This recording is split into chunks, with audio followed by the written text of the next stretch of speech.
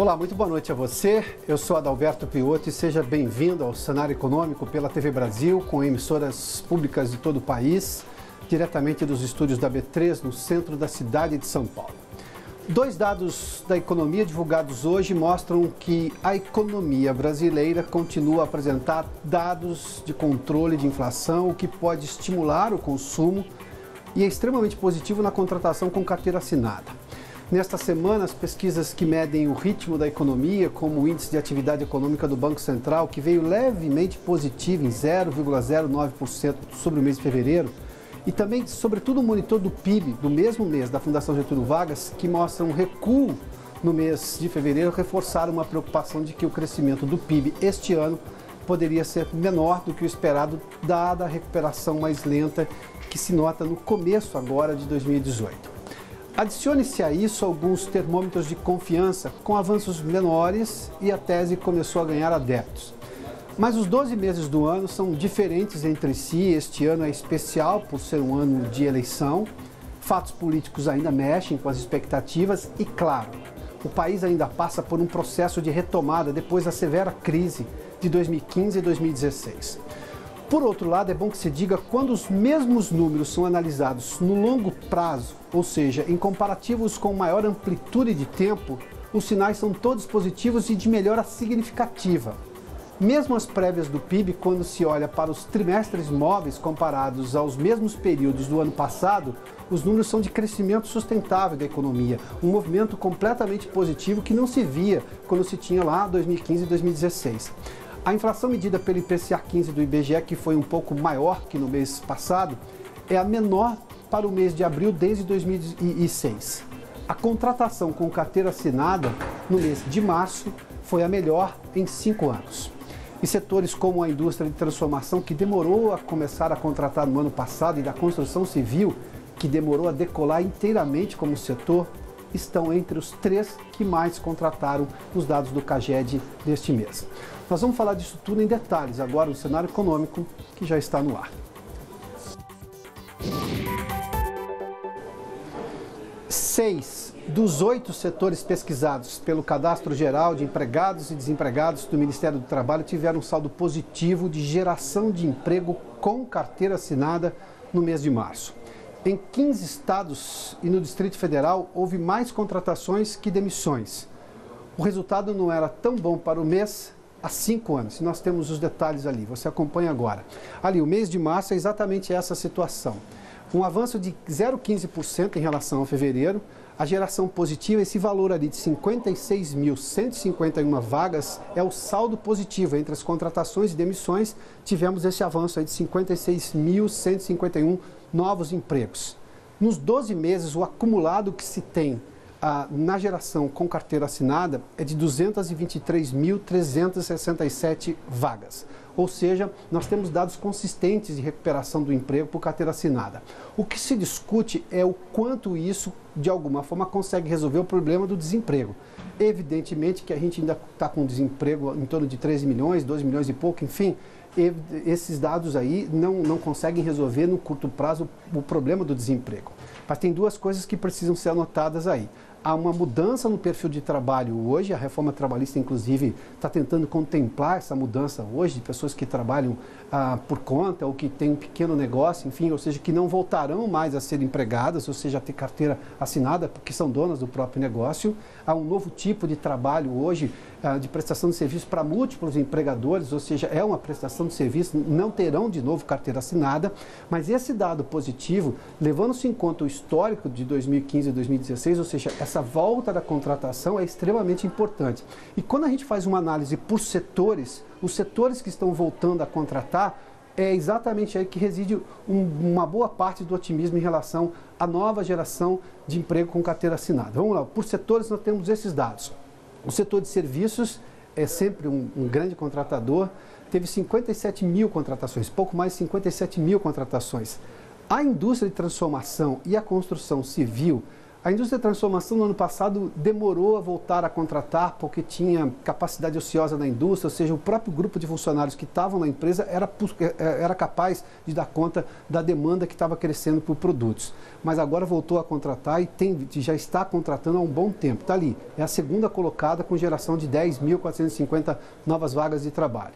E a construção civil, embora seja tímido ali pelo potencial que tem a construção civil, mas são 7.728 novas vagas de trabalho. Essa construção civil estava em crise até outro dia, estava só demitindo. Os dois setores que puxam para baixo, ou seja, o saldo, é a agropecuária, com 17 mil, quase 18 mil negativos ali, e o setor de comércio, que normalmente é esperado, pouco mais de 5 mil ali, quase 6 mil ali, que é normalmente esperado porque as contratações sempre são maiores no final do ano, no começo do ano, boa parte daqueles empregados contratados, como se chama, de temporários, ou seja, justamente para as compras de final de ano, acabam se desligando da empresa ou sendo desligados da empresa nesse momento.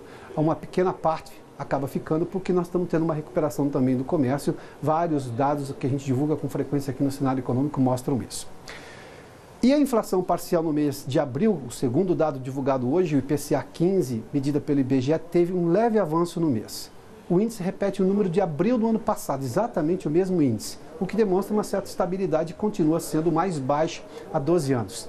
Destaque para os aumentos dos planos de saúde e medicamentos e frutas. Só um detalhe sobre o IPCA 15, é uma prévia da inflação oficial, porque o IPCA, a inflação oficial do IBGE, é quando você termina o mês, aí no começo do mês seguinte você tem um mês fechado. O IPCA 15 pega os 15 últimos dias do mês anterior, aí nós estamos falando do mês de março, e os 15 primeiros dias do mês vigente, agora de mês de abril. Ou seja, é uma prévia do que pode acontecer com a inflação este mês. Nós temos ali, esse foi o índice. Agora em abril chegou a 0,21%, é o mesmo de abril do ano passado. Em março, por isso que eu falei que teve uma leve oscilação positiva, que em março chegou a 0,10% e impressionou os dados exatamente do IPCA 15. No ano, a inflação acumulada, e esse dado é extremamente importante, de 1,08%, nos 12 meses chega a 2,80%. Vamos só retomar qual é a inflação, a meta de inflação para esse ano, segundo o Banco Central, é de 4,5%. Nós estamos ali, se a oscilação pode acontecer com a tolerância de 1,5 ponto para cima, 1,5 ponto para baixo, o piso da inflação é de 3. Ou seja, se a gente pegar os 12 meses, nós estamos abaixo do piso de inflação. Esses dados de inflação vão ajudar provavelmente na análise para puxar ainda mais para baixo os juros básicos da economia, que hoje estão em 6,5%, podem chegar a 6,25% ao ano. Mas essa é a taxa Selic. Os outros juros são esses que nós pagamos, ou seja, os consumidores no contato direto com os bancos e lojas. Aí a gente tem um problema muito grande e vai relembrar um outro dado dessa semana, daqui a pouco, sobre o cheque especial. Vamos lá, para a gente continuar esse dado do IPCA, só para um comparativo, em dezembro chegou a 0,35, 0,39 em janeiro, 0,38, 0,10 agora em março e 0,21 em abril. Esse só para a gente entender como que a inflação, apesar de ter subido um pouquinho em abril, ainda está bem abaixo da média desses últimos meses. Vamos olhar o que puxou para cima essa inflação, o que tirou de 0,10 para 0,21. Nós temos os dados também ali na tela, o que demonstra claramente o setor saúde, o item saúde e cuidados pessoais, que subiu 0,69%.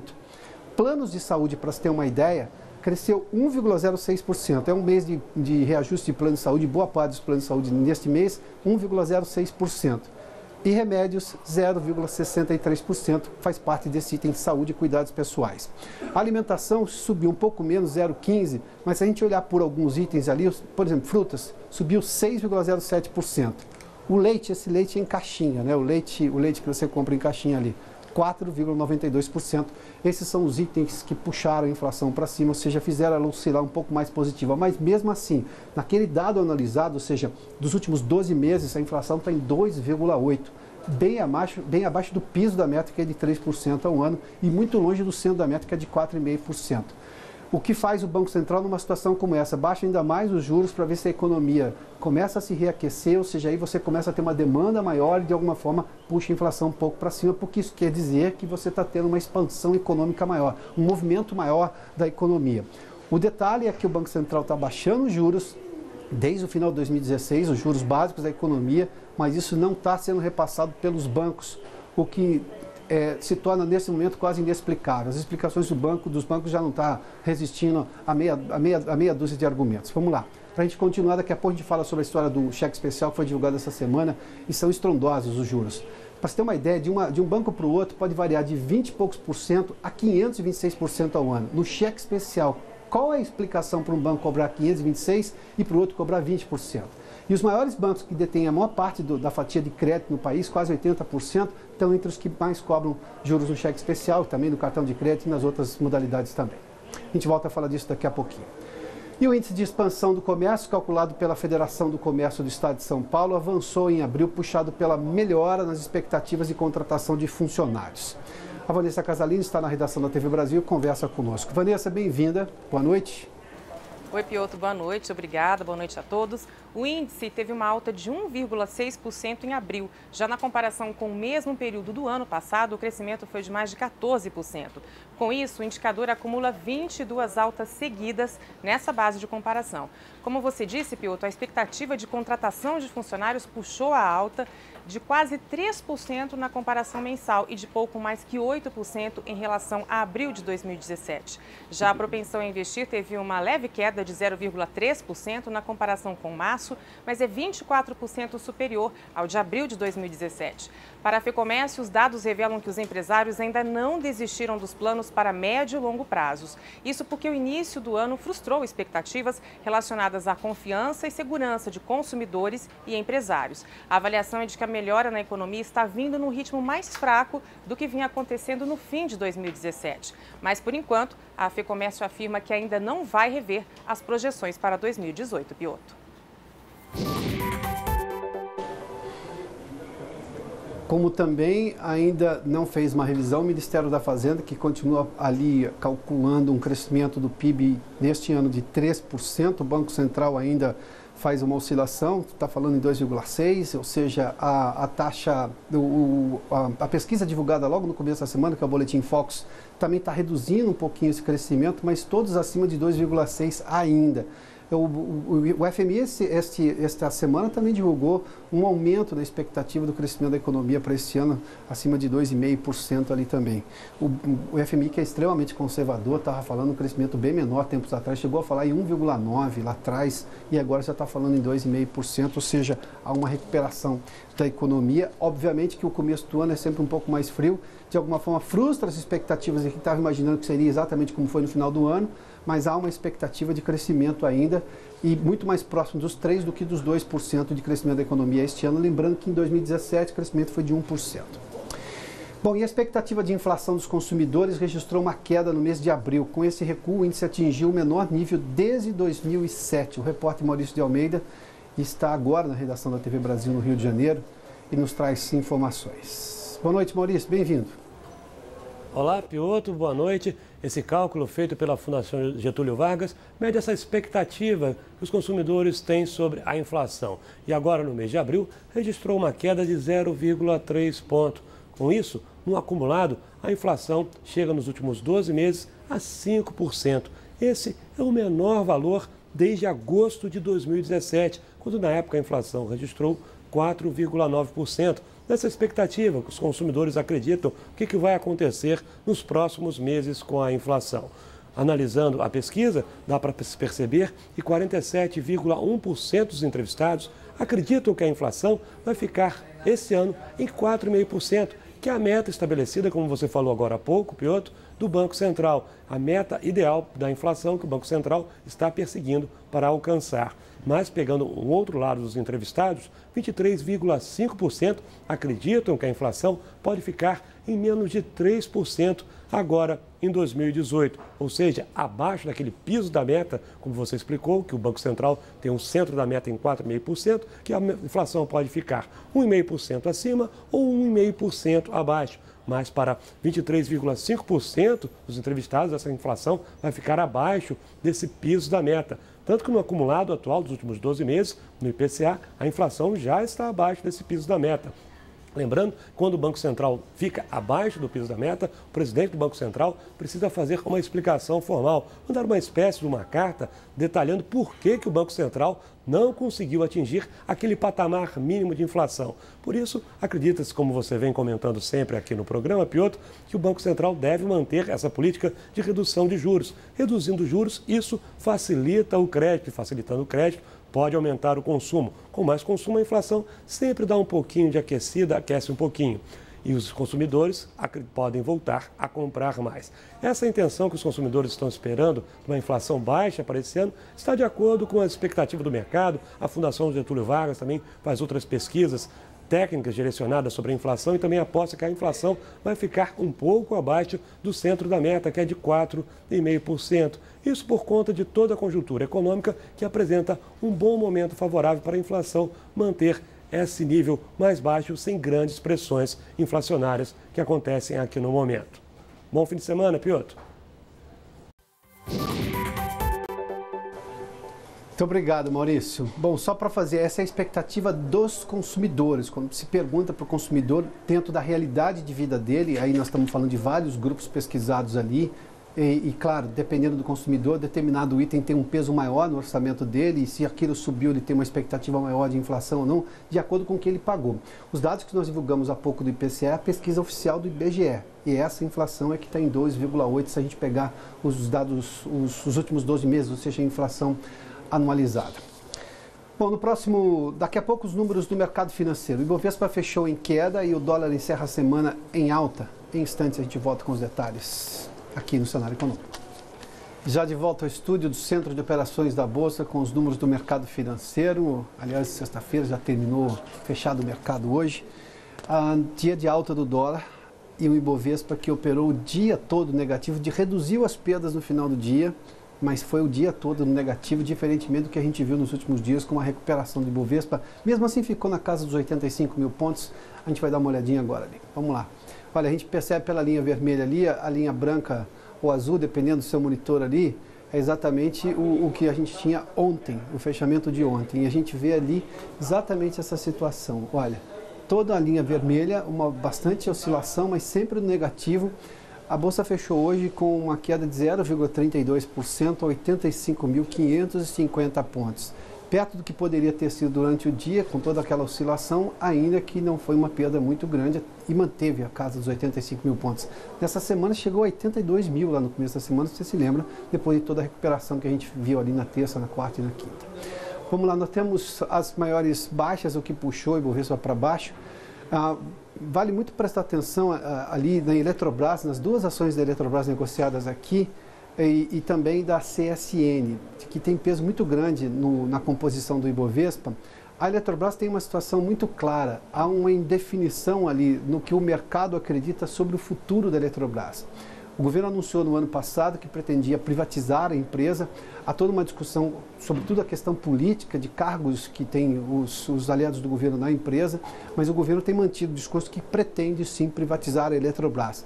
Mas enquanto os investidores não receberem exatamente esse cronograma, ou seja, com essa sinalização muito clara de que a Eletrobras vai realmente ser privatizada este ano, ela tem demonstrado nos últimos dias uma perda do valor de mercado quando a gente olha para as ações. A CSN, nós estamos falando do setor de aço, e aí nós estamos falando de siderúrgica, e que tem sofrido com toda essa discussão com relação aos Estados Unidos, mesmo com os Estados Unidos tirando o Brasil momentaneamente daquela sobretaxa da importação do aço e do alumínio.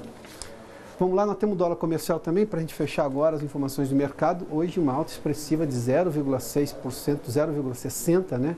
A R$ 3,41, o dólar recuperou boa parte das perdas que teve durante a semana. Houve um certo resfriamento no mercado de dólar, mas aqui aqueceu de novo hoje, nessa sexta-feira.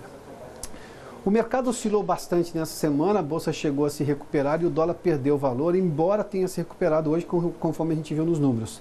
Dois dados de PIB resumem a semana: o índice de atividade econômica do Banco Central, divulgado logo na segunda-feira, e o monitor do PIB da Fundação Getúlio Vargas.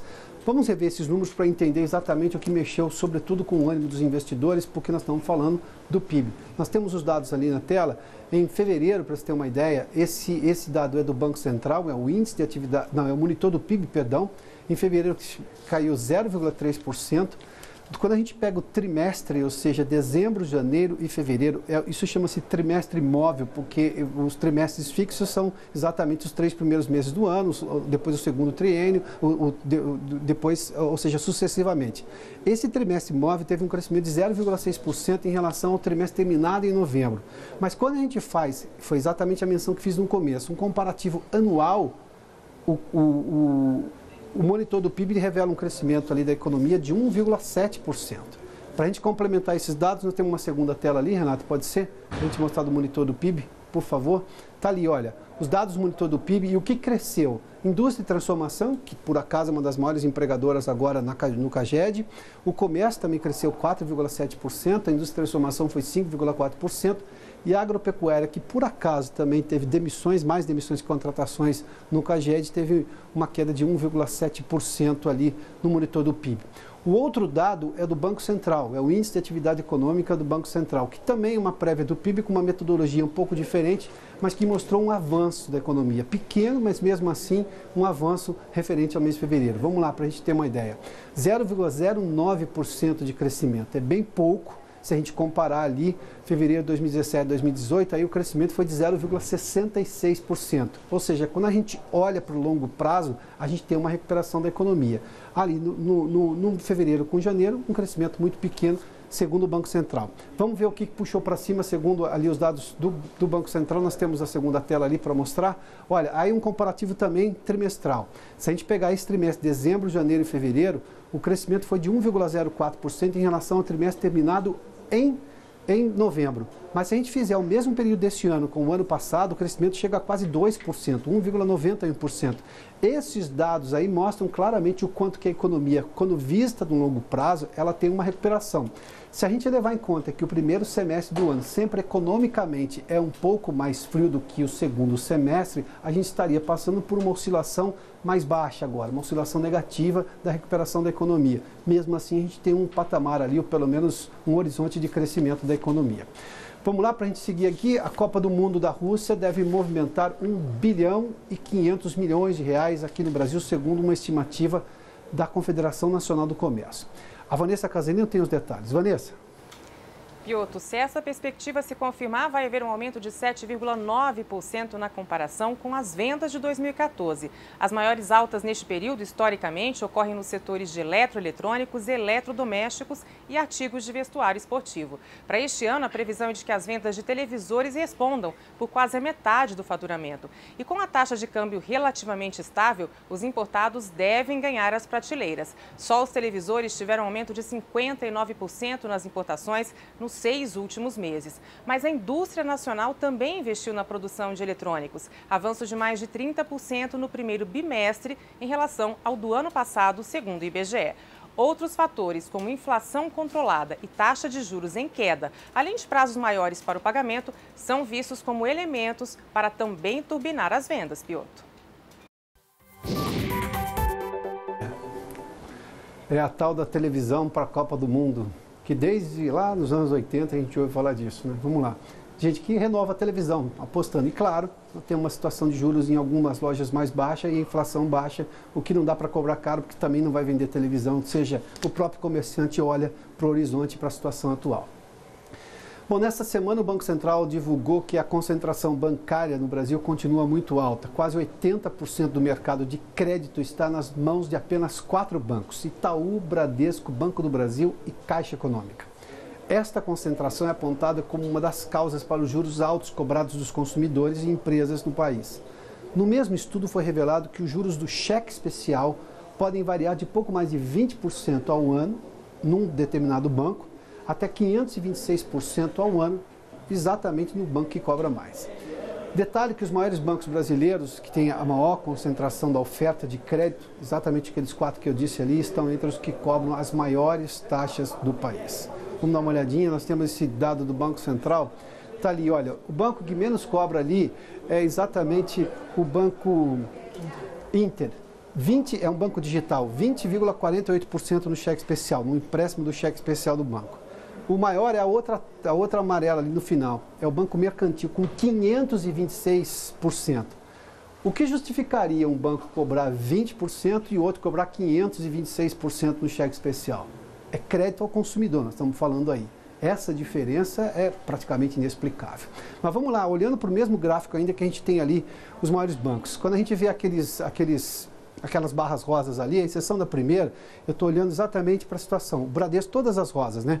Bradesco, depois Caixa, Banco do Brasil, Itaú e Santander. varia de 299%, ou seja, 300%, a 421% de juros cobrados do consumidor.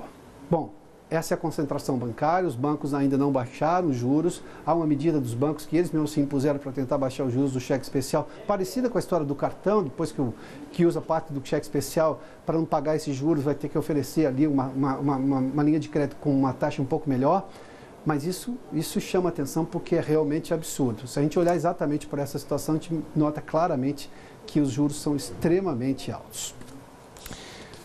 Pois não?